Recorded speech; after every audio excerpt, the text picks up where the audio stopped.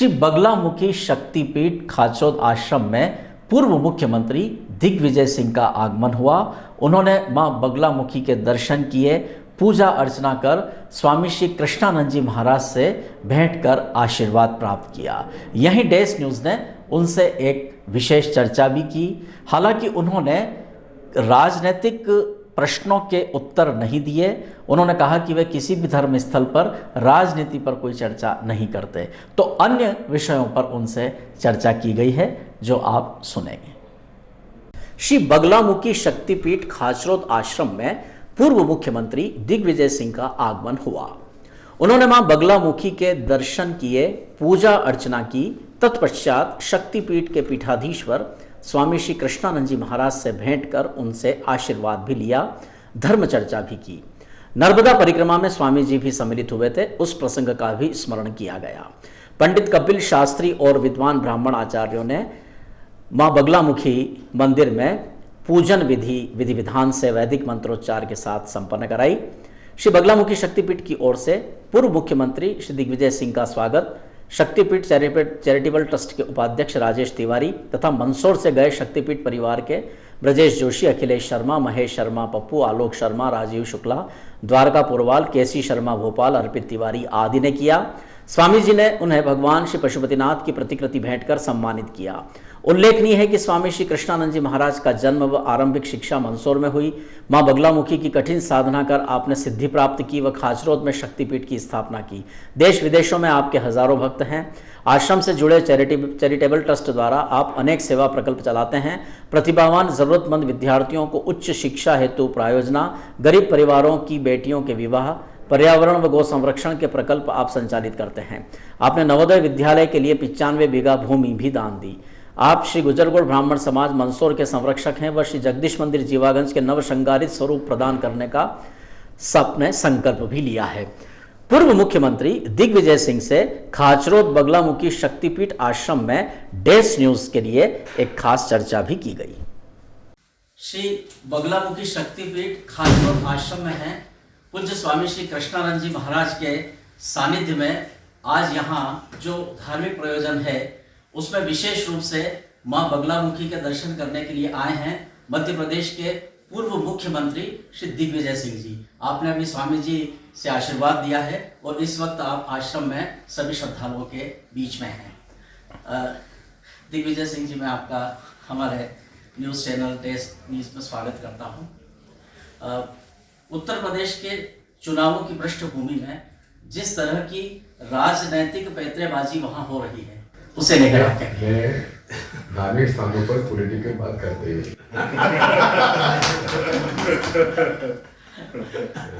वर्तमान राजनीतिक व्यवस्था में धर्माचार्यों का मार्गदर्शन किस रूप में मिलना चाहिए? सदैव जैसा मिलता है। क्योंकि भारत की पृष्ठभूमि एक अध्यात्म और धर्म से जुड़ी हुई है और धर्माचार्यों ने सदैव प्राचीन काल से ही राज सत्ता को मार्गदर्शन दिया है। तो क्या आप महसूस करते हैं कि इस वक्त भी धर्माचार्यों का मार्गदर्शन आवश्यक? निश्चित, हर काल में हर समय जो धर्माचार्य हैं, लेकिन धर्माचार्य भी जो सही मार्ग पर है जी। आजकल ऐसे कई धर्माचार्य हैं जो कि व्यवसाय भी करते हैं जी। ऐसा नहीं, जो धर्माचार्य वाकई में जिन्होंने तप किया है, तपस्या की है, उन लोगों का मार्गदर्शन मिलते रहना चाहिए जी। और ये तो जो युगांतर से चला आ रहा है जी, हमेशा संपर्क में हम लोगों को रहना चाहिए जी। बिल्कुल। दिग्विजय सिंह जी, आप तो स्वयं एक तकनीकी इंजीनियर हैं और हमारे धर्म और अध्यात्म की जो वैज्ञानिक अवस्थाएं हैं उससे भी आप अच्छी तरह से परिचित हैं। हमारे देश की जो युवा पीढ़ी है वो अब 100 में से 99 नंबर लाने वाली प्रतिभाशाली पीढ़ी है। यदि यह प्रतिभाशाली पीढ़ी हमारे जो धार्मिक धरोहर हैं, जो हमारे वेद पुराण और अध्यात्म हैं, उनके रहस्यों को समझ ले, तो क्या आपके मत में ये नई पीढ़ी भारत की दशा और दिशा को नहीं बदल सकती? नई पीढ़ी बहुत कुछ हासिल करने के लिए बहुत कम से कम समय में पूरा करना चाहते हैं जी। इसलिए सनातन धर्म तो इतना विशाल है कि उसकी पूरा जीवन बिता दो तो जी उसे हम पूरा नहीं कर पाएंगे। लेकिन जो मूल मंत्र है सभी धर्मों का वो है इंसानियत, और इंसानियत के रास्ते पर ही हम लोग उन्हें चलाते रहे तो देश में अपने आप सारी जो बुराइयां दूर होंगी, मनमुटाव दूर होगा, प्रेम सद्भाव बढ़ेगा, नफरत समाप्त होगी। यही हमारा प्रयास होना चाहिए। बिल्कुल। युवाओं को राजनीति के प्रति प्रेरित करना समाज का भी एक धर्म होता है, क्योंकि यदि हम अच्छे राजनीतिज्ञ चाहते हैं तो समाज ही अच्छे लोग राजनीति को देगा।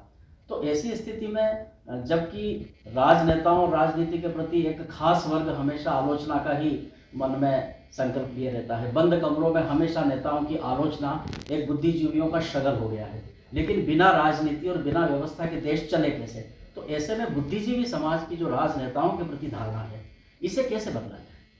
एक सुदीर्घ राजनीति के रूप में आप इस विषय में क्या कहेंगे? एक बात तो समझ लीजिए कि लोकतंत्र व्यवस्था में जनमत ही सर्वोपरि होता है जी, और यही सबसे बड़ी शक्ति है लोकतंत्र की। ये अगर जनता पसंद करती है तो वो चुनती है, और पसंद नहीं करती तो नहीं चुनती। जी, केवल आलोचना से ही काम नहीं चलेगा, सकारात्मक आलोचना होनी चाहिए जी, और अपनी बात कहने का साहस होना चाहिए। क्योंकि आज जिस हालात से हम लोग गुजर रहे हैं, लोकतंत्र मूल्य कम होते चले जा रहे हैं और आर्थिक मूल्य जो है उनमें बढ़ोतरी हो रही है। अब जनप्रतिनिधि चुने नहीं जा रहे हैं, खरीदे जा रहे हैं। ये लोकतंत्र के लिए खतरा है जी, और इसलिए हमें सबको सचेत हो जाना चाहिए।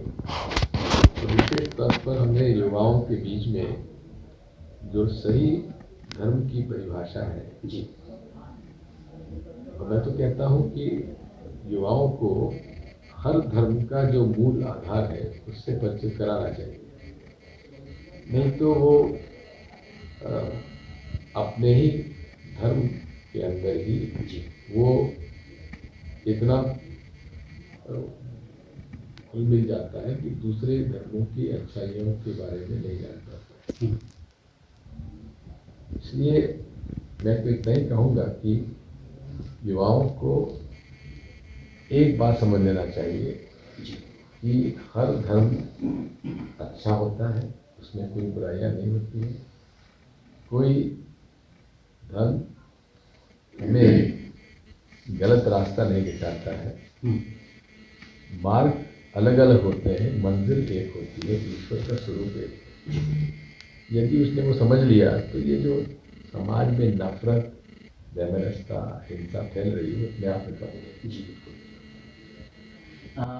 प्रसंग और स्थान के अनुकूल एक सवाल मैं आपसे करता हूं कि आप जैसे व्यस्त राजनीतिज्ञ व्यक्ति जब प्रतिदिन की दिनचर्या में किसी धर्म स्थल पर जाते हैं, संतों के सानिध्य में आप जब पहुंचते हैं, तब आपको थोड़ा रस परिवर्तन के रूप में किस तरह की अनुभूति होती है?